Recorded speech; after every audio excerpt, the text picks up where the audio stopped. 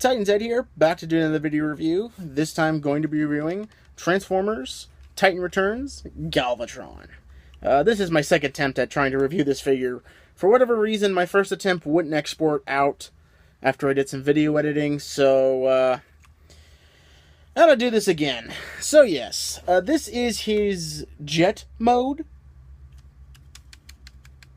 Yeah, just like the base modes on the original Power Master Prime and Star Saber, they tacked this on. I think the reason they put this on is both Sentinel Prime and Vector Prime have official triple changers, and so I guess they didn't want Galvatron feeling a little left out. But yes, this is Galvatron with his Titan Master in the cockpit, Nucleon, who auspiciously looks like Galvatron, or not or Megatron, from Generation 1. So, yeah. That's him. I don't know. I know that doesn't show up well. I mentioned once again, these Voyager Titan Masters aren't painted for, like, the only paint on him, aside from his face in his head mode, are those tiny little dots of red you see on his head. That's it. They are so bare. I mean, the deluxe versions get so much more paint than the Voyager versions, and I don't have a leader class to compare yet, so I'm not sure if the leader classes get even less paint, though I think the video reviews I have seen don't show that, so I don't know what's up with the Voyagers. But yes, the jet mode, it's okay. It's a throwaway mode. I've always said this about triple changers. There's always one mode that suffers a little bit more than the other two modes. So I'm going to take it to artillery mode. Now, Galvatron in the Generation 1 cartoon is a wee bit complicated. Now, when he showed up in the Transformers the movie, he was brought into existence thanks to Unicron reformatting a damaged Galvatron into Galvatron, from a damaged Megatron into Galvatron. Now, it's never been explicitly said that Megatron was dying from his wounds like Optimus Prime did in the Transformers movie. It was never explicitly said. So it's unclear whether or not Megatron was dying because of his fight with Optimus. But Unicron reformats him into Galvatron, and he's voiced by Leonard Nimoy. So, yeah. After the movie, Galvatron was tossed into a plasma bath. And when he was brought out, he promptly kicked the crap out of Cyclonus and the Sweeps for pulling him out of the bath because he was rather enjoying himself. And Season 3's craziness happens. Apparently, some of the plasma energy that had seeped into Galvatron's helmet and caused Galvatron to go completely crazy. To the point where Cyclonus actually takes him to a planet, a sort of loony bin planet, and the doctors there work to try to help him with his psychosis.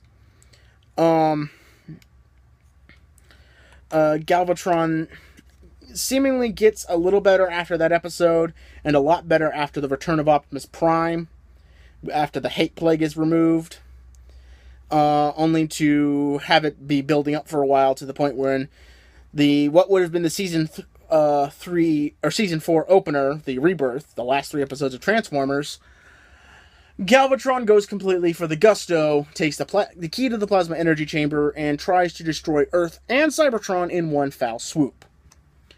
Now this is slightly changed in the Transformers Headmaster series, where Galvatron is still insane, but is a little bit more subdued.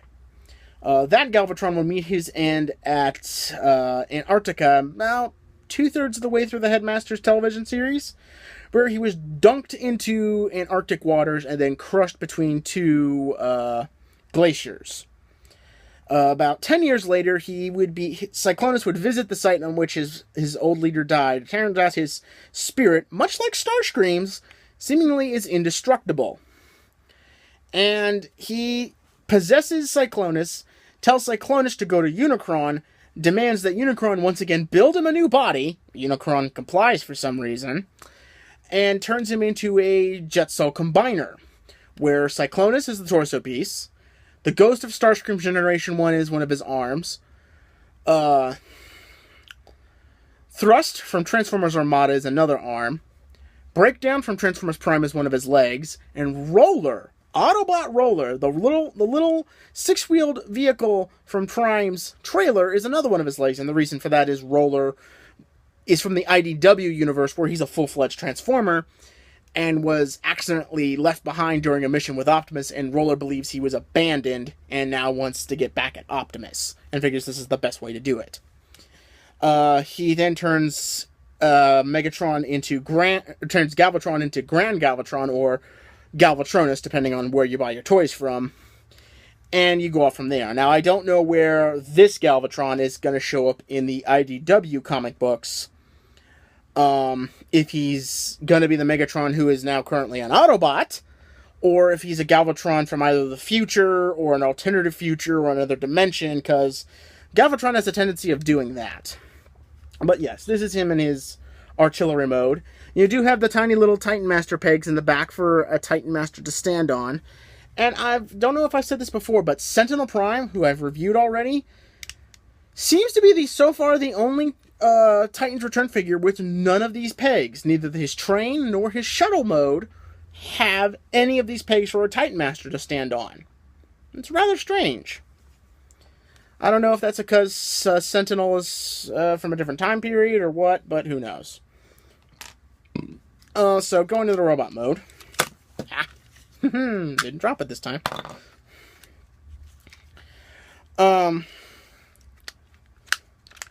Now, Galvatron, shoot, what did I pop? Okay, there we go. Galvatron actually has shown up in other universes. He's shown up in the past in the Marvel comic books, and actually killed the past Megatron, cloned him into a new Megatron that was under his direct control. How this works without causing a time paradox is beyond me.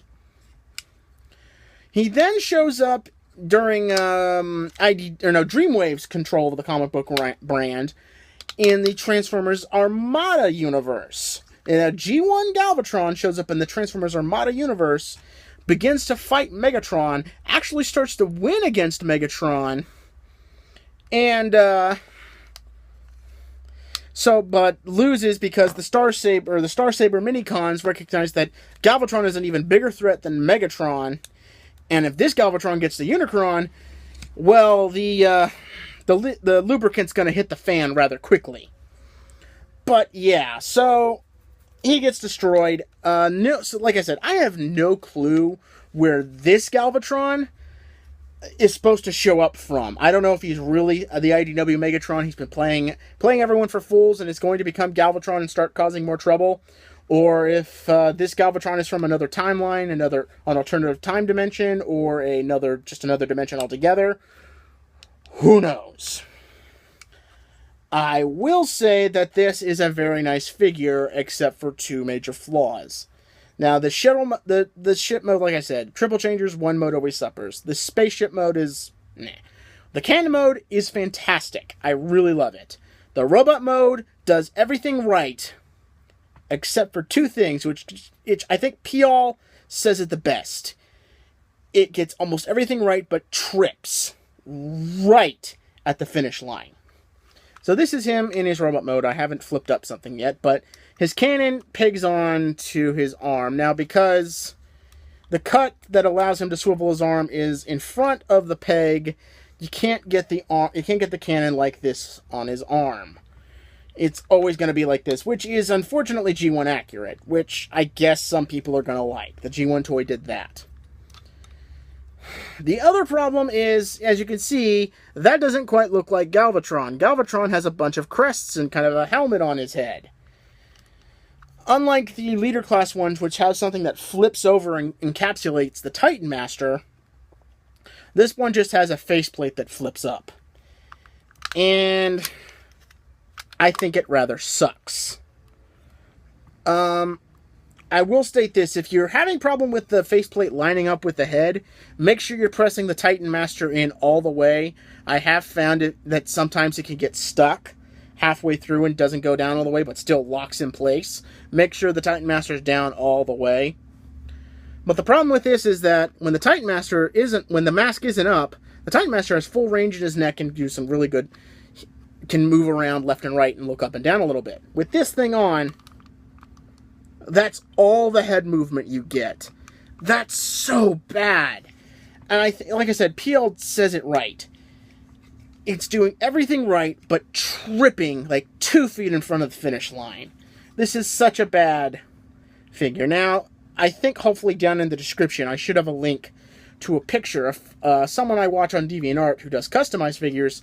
Instead of clipping the head, a lot of people have suggested clipping this off and just gluing it on here. Instead of that, apparently, there's enough of shaping on Nucleon, the Titan Master, that you can get the Galvatron headpiece to kind of show up there if you use some purple marker and just, fill it in. And he's right, it does work. A little purple marker, a little red crest, a little dark,